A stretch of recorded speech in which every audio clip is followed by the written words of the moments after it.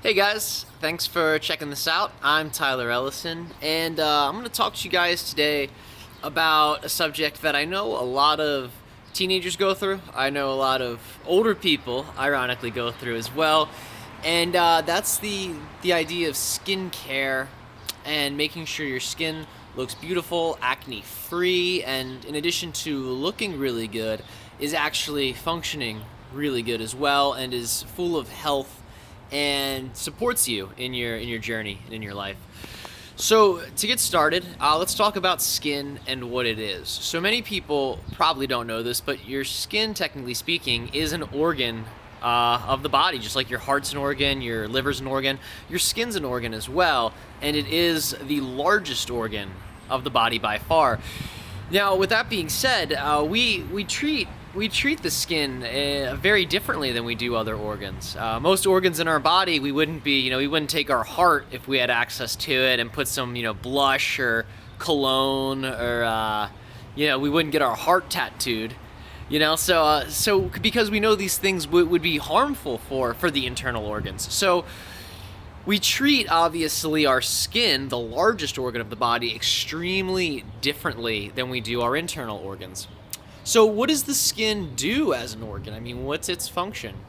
Well, the most obvious function that skin primarily has, I'll speak generally about the skin, is to create a barrier between your inner world and your outer world. That's one of the biggest functions the skin has. It's your first line of defense, really, against your internal environment coming into contact with the external one. It's keeping out viruses, bacteria, debris, all types of stuff you wouldn't want to have floating around your system because it would kill you. It could make you really sick.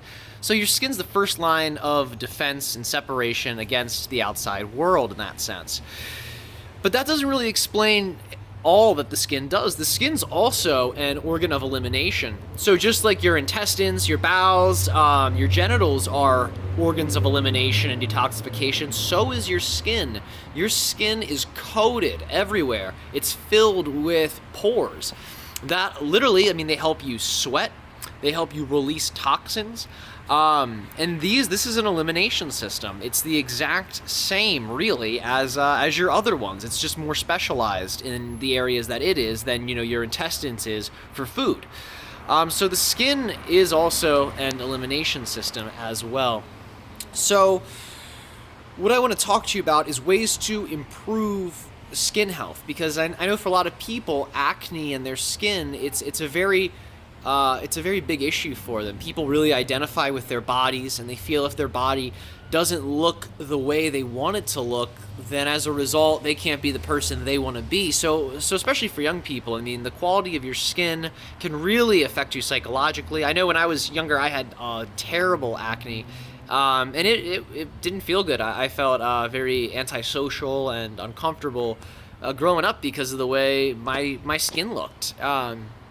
So I know it's a big issue, so I want to talk about a little bit what you can do to improve skin quality and really make sure you don't get acne. Because I know that's a big thing. No one likes having boils, blackheads, whiteheads, all that stuff. So there's a lot of causes of acne. When you're a teenager and you first start getting it, the biggest cause of it is an hormonal issue. Your body's now producing sex hormones in rapid amounts. You're developing into a woman or you're developing into a man.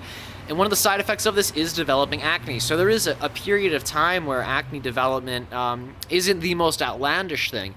However, it's when acne continues as you get older that many people have issues. And what I'm about to go into, can be applied universally. It doesn't really matter what age you are, because I'm not going to be saying anything that, is bad for children or bad for adults or vice versa. This is all very applicable information. So with that being said, since your skin's a primary elimination organ, one of the things you really, really want to look into is reducing toxicity in your diet. So what does that mean?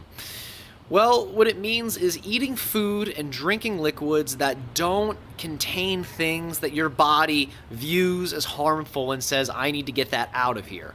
So if you're eating processed food, the ingredients in the food have been sprayed with all types of crazy synthetic laboratory-made chemicals, and whatnot, and you're eating things that have crazy preservatives, you're eating things in boxes and heating them up in microwaves and all that deal.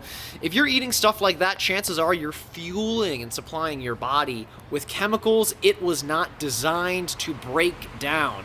So as a result, instead of your body being able to digest all of this stuff and utilize all of this stuff, it has to use its energy now to literally detoxify these chemicals from you. There's a variety of ways in which the body does this, and using the skin is one of the primary ways.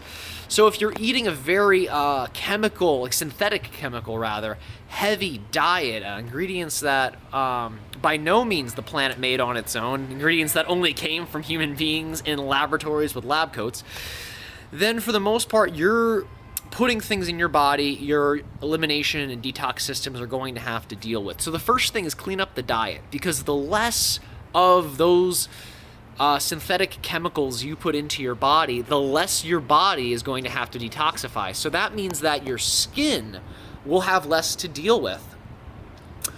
So with that being said, I mean, that's one of the theories people have about why adults get acne everywhere, and blackheads and whiteheads, and have gross skin. It's because their body is so full of these toxic chemicals and these things that the body's trying to push out. But if you don't have a good elimination system, it gets to the point where your body tries to push this stuff out and it gets clogged.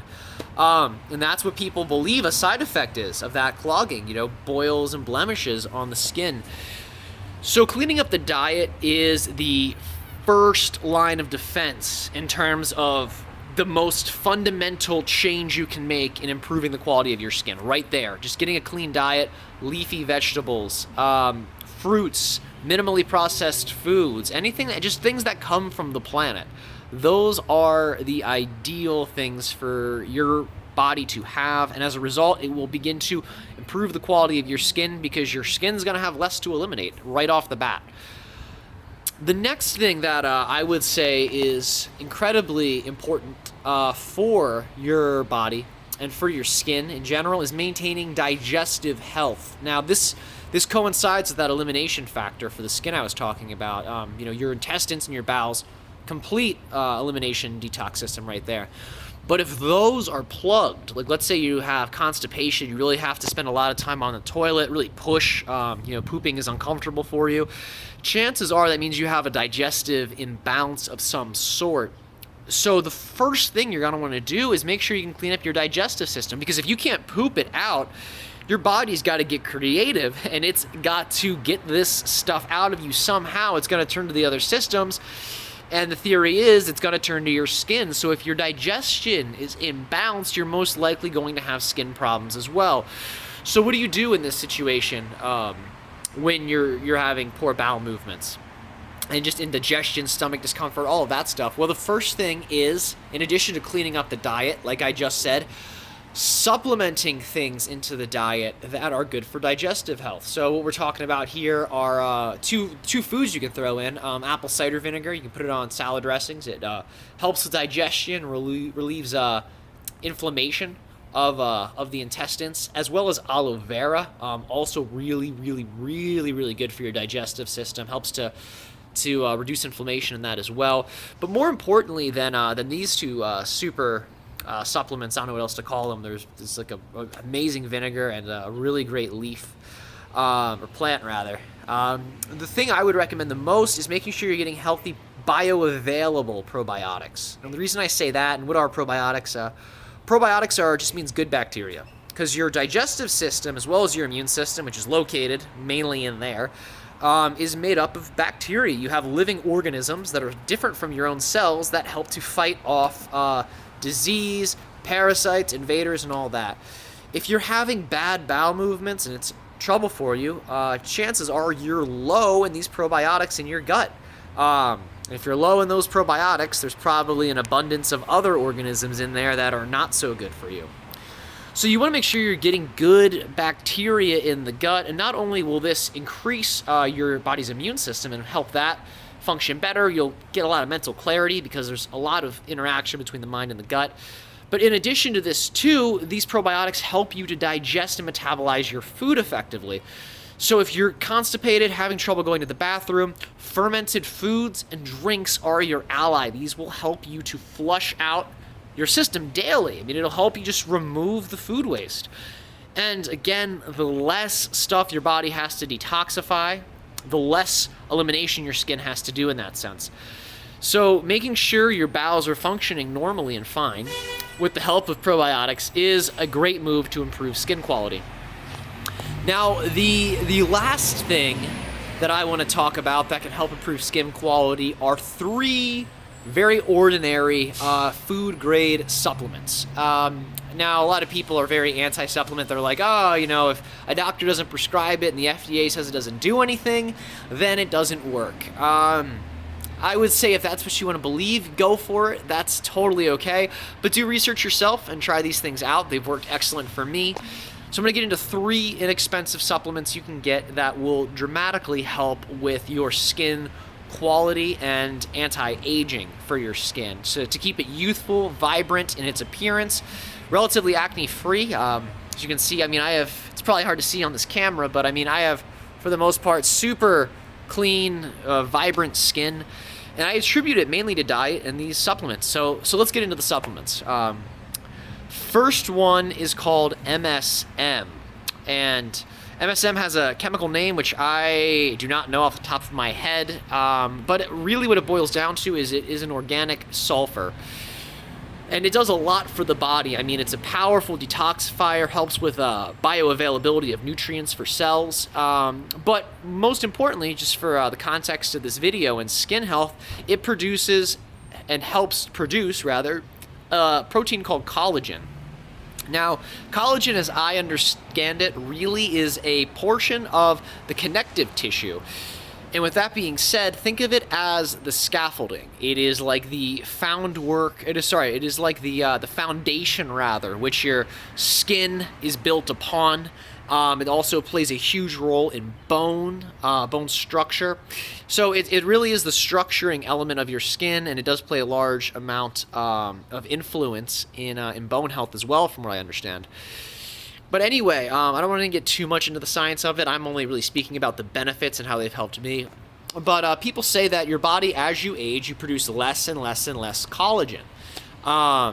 And that's mainly because there's not an abundance of great food people are eating that have elements in it that help support collagen production in the body. MSM, however, helps to massively support the production of collagen in the human body, which means you can, if you take it, you know, for a long period of time, less wrinkles, better skin quality, very healthy skin as well as flexibility, which is a very big thing. It's great for joint health too, so the experts say. Now, the other supplement, in addition to MSM, which can be taken throughout the day, I take it at least once a day, but if I'm in the city, I take it a couple times because, you know, it is a detoxifier too. It helps your body remove metabolic waste and other things. So it's good to take if you live in an urban environment like I do, just because there's a lot of carcinogens, toxins in the air from exhaust, you know, all the stuff associated with automobiles and, you know, when a bunch of people get together. So the next thing I'm going to mention is a very simple chemical. Most people are very used to it, probably take it already, probably get it from food, and that is vitamin C. So vitamin C, in addition to being a powerful bioavailable antioxidant, also has pre-collagen building properties to it, as was described by Linus Pauling in his book, Vitamin C. I don't remember the full name, but I mean, if you Google the book, Linus Pauling, Vitamin C book, it's probably the only one out there. And what he writes about in the book is just how people don't get enough vitamin C. He says the recommended daily value is way too low. And in order to really improve health, we need to be taking higher doses of vitamin C. I agree with him. I've used vitamin C in high doses in combination with MSM for a while. Super amazing, and it works well. It has a synergy, or it really complements the MSM, because the MSM builds collagen and the vitamin C builds pre-collagen. So they're both creating the same substance, just different elements of this protein in your body. They're both helping collagen production. So really making sure every day, in addition to eating cleanly and getting good gut going with digestion, combining the MSM and the vitamin C into your body. And both can be taken in combination throughout the day. Now, the very, very last thing, I promise, that I want to talk about is silica, which is a fundamental element in terms of collagen production. This chemical silica, what it does is it helps to connect the collagen. It's like from what I understand, it's like a binding agent, a linker between the collagen in the body. Your bones, your skin, your hair, your nails, your teeth, which are also your bones, as well as your arteries, blood vessels, all of this silica is required in all of those. Most of life, if you get on the internet and type in silica, the first thing it'll tell you is most of the organic matter on planet Earth is made of silica. But human beings are surprisingly not getting enough of it. And it's not widely available. Not many foods deliver silica. There are two things that I know that deliver high amounts of silica to the body. One is steel rolled oats, steel cut oats, I believe they're called. I don't eat them, so I don't know that much about them, but I know they're a very high food source for silica. But what I would recommend personally is a very ancient herb. It's been around for thousands and thousands, if not millions of years.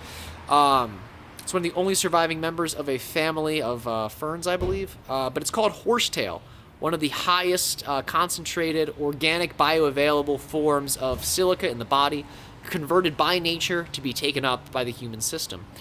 So combining all of these things into your diet should really, really, really help your body look its best and feel its best. So with that being said, I hope you guys use this information wisely and do your own research. Tyler Ellison, signing off.